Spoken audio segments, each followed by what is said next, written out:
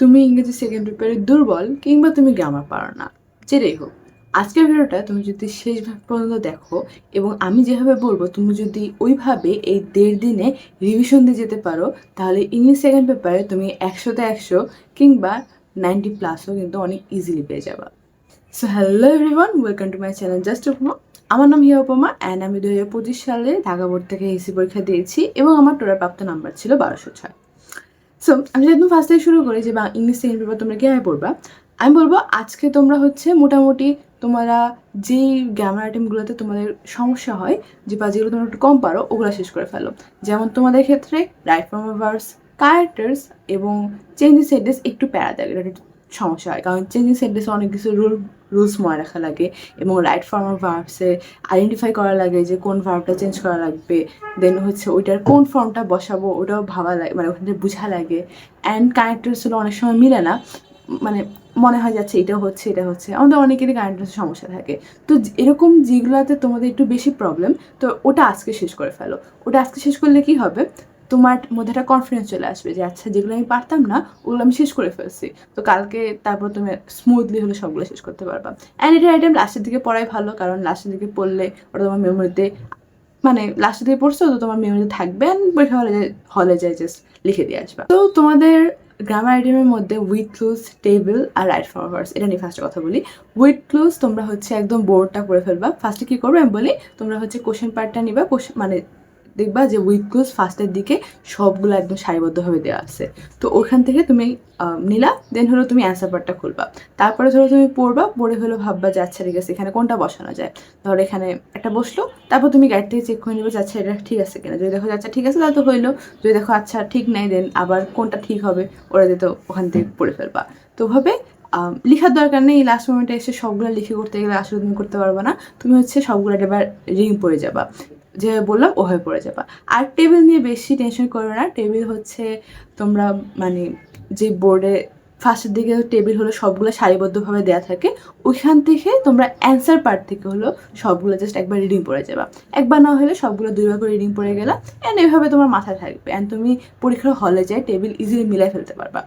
And right form of ভার্বসে তোমরা একটু প্যারা খেতে পারো, এইগুলো তোমরা একটু মনোযোগ সহকারে পড়ো।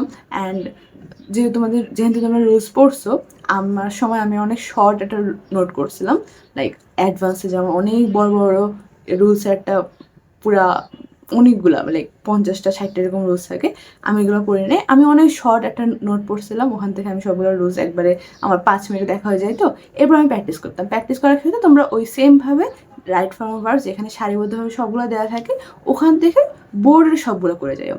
25 সাল থেকে 15 সাল পর্যন্ত মোট 11টা বোর্ড, এই সবগুলো তোমরা করে যাওয়ার ট্রাই করো। 15 সাল পর্যন্ত করতে না পারলেও অ্যাটলিস্ট 18 সাল পর্যন্ত করো। দেন চেঞ্জিং সেন্টেন্স হলো তোমরা ফার্স্টে রুলসগুলো পড়ে ফেলবে। রুলসগুলো তোমরা চাইলে অ্যাডভান্স থেকে পড়তে পারো, অথবা তোমার যদি কোনো নোট থাকে, তুমি যদি এতদিন কারোর কাছ থেকে পড়ে থাকো তখন উনি তোমাকে অবশ্যই বুঝাইছে যে কীভাবে করতে হবে, তুমি তোমাকে নোটও দিচ্ছে, তো ওখান থেকে তোমরা সুন্দরভাবে চেঞ্জিং সেন্টেন্সগুলো বোর্ড থেকে পুরো কমপ্লিট করে ফেলবা। ট্যাগ কোশ্চেনের ক্ষেত্রে ট্যাগ কোশ্চেন জিনিসটা অনেক ইজি, তোমাদের যদি মনে হয় তোমাদের সবগুলো বোর্ড করা লাগবে না, তাহলে তুমি রিসেন্ট কয়েকটা বোর্ড করে যেতে পারো, কারণ tag question to be honest অনেক ইজি, এটা পড়লেই বোঝা যায়। কয়েকটা 10-12টা তুমি একটু মনোযোগ দিয়ে করলে এটা তুমি পরীক্ষার আগেও রাতেও যদি শুধু প্র্যাকটিস করে যাও তারপরেও তুমি পারবা।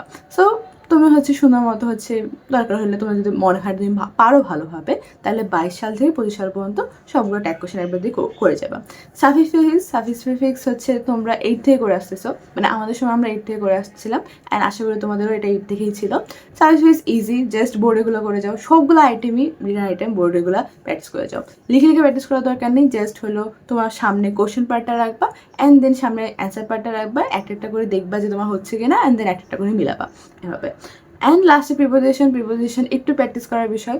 সো এটা তোমরা বোর্ডেরগুলো শেষ করতে পারো। দেন যদি তোমাদের মনে হয় যাচ্ছে তোমাদের এখনও প্রিপারেশন ভালো হচ্ছে না, তুমি বুঝতেছো না কোথায় কোন প্রিপারেশনটা হবে, প্রিপোজিশনটা বসবে, তাহলে তুমি আর একটু মডেল করে যেতে পারো। ধরো তুমি বোর্ডেগুলো সবগুলো রিডিং পড়লা, দেন নিজেকে ট্রাই আউট করার জন্য যাচ্ছে তুমি কতটুকু পারতেছো, ওটা করার জন্য তুমি ধরো একটা মডেল কোশ্চেন ধরলে, একটা মডেল কোশ্চেন থেকে বা 5-6টা মডেল কোশ্চেন সিলেক্ট করলা, ওখান থেকে তুমি সবগুলো প্রিপোজিশন হাতে হাতে লিখে করে গেলা।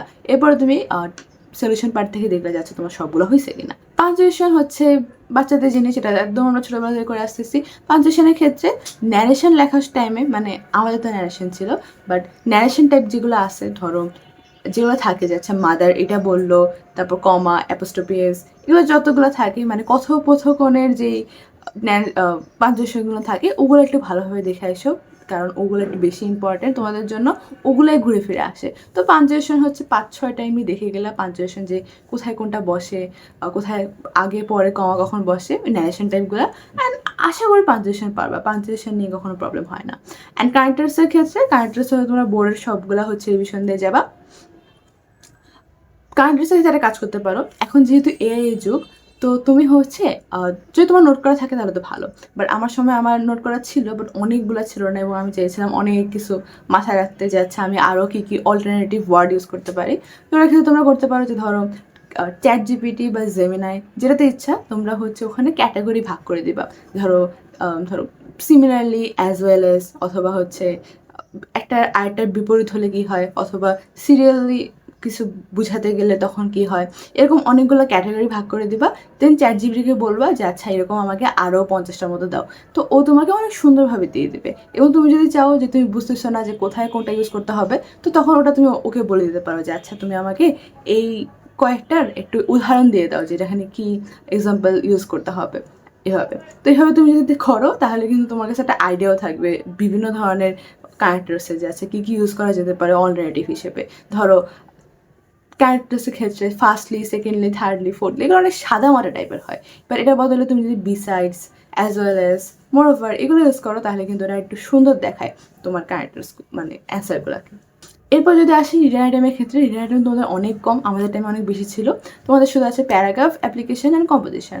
সো প্যারাগ্রাফ তোমরা হলো প্যারা না করার চেষ্টা করবা, এক প্যারার মধ্যে শেষ করার ট্রাই করবা, এবং যেহেতু তোমাদের 10 নাম্বার, তাই চেষ্টা করবা 3 থেকে 4 পেজ লেখার, মিনিমাম 3 পেজ লেখার চেষ্টা করবা, এবং স্পেলিং মিস্টেক একদমই করবা না, আর কাটাছেঁড়া মানে অ্যাভয়েড করবা। তুমি যদি স্পেলিং ঠিক রাখো এবং কাটাছেঁড়া যদি অ্যাভয়েড করো, তাহলে আই গেস তুমি একটা সুন্দর নাম্বার পেয়ে যাবা। আর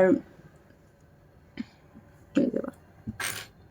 অ্যান্ড লেটার অ্যাপ্লিকেশন ইমেলের ক্ষেত্রে তোমার কাছে যদি অপশান থাকে, তাহলে অবশ্যই ট্রাই করবা অলওয়েজ অ্যাপ্লিকেশনে দেওয়ার জন্য, কারণ অ্যাপ্লিকেশনে না বেশি নাম্বার আসে।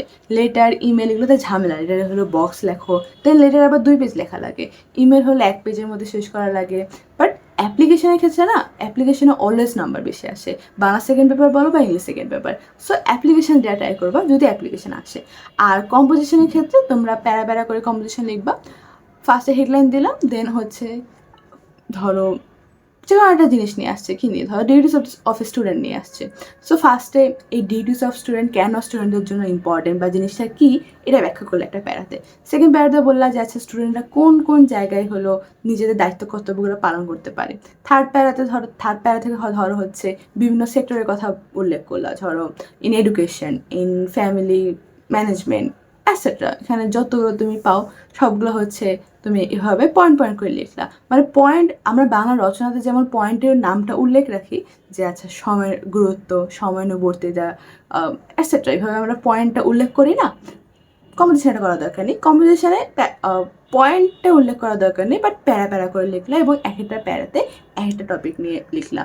তবে প্যারাগুলো আবার অনেক ছোটো করো না, হাফ পেজের মধ্যে লেখা ট্রাই করো, বা 1/4 একটা পেজের, এরকম, মানে এক পেজে ধরো খুব বেশি হলে 3টা অথবা 2টা, মাঝে মাঝে একটা হতে পারে, মানে হায়েস্ট 3টায়, এর চেয়ে বেশি একটা পেজে একটা, মানে খুব বেশি পয়েন্ট করার দরকার নেই, যেটা আমি বুঝতে যাচ্ছি।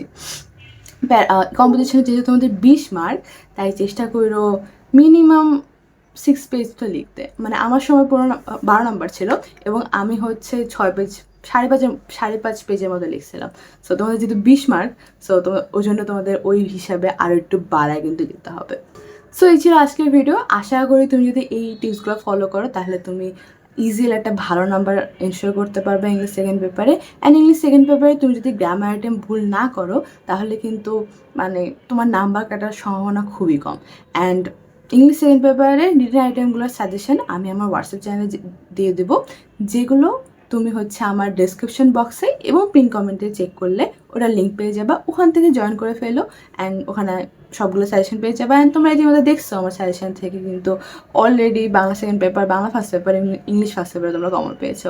সো জাস্ট দেখে নিও, সবগুলো ভালোভাবে পড়ে নিও। অল দ্য বেস্ট অ্যান্ড আল্লাহ হাফেজ।